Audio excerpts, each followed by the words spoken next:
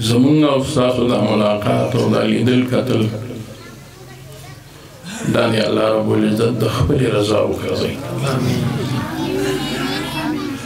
دا رضا خوشحالۍ ته ویلی شي چې د انسان دپاره شي او رضا د الله بدایي چې الله رب العزت زمونږ نه خفه نه شي او رضا شي.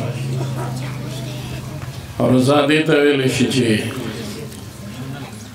څوک چاته ووایي چې زه اوس د تا نه په دې خبره باندې خوشحاله یم.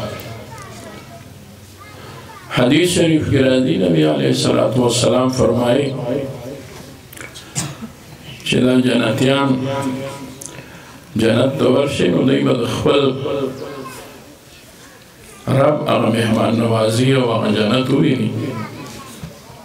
د انسان خو دقه شان دی نو دی چې هغه دلته معمولي غوندې څه شی ډېر وویني ښه وویني څوک په احسان وکړي نو دی ډېر خوشحاله شي.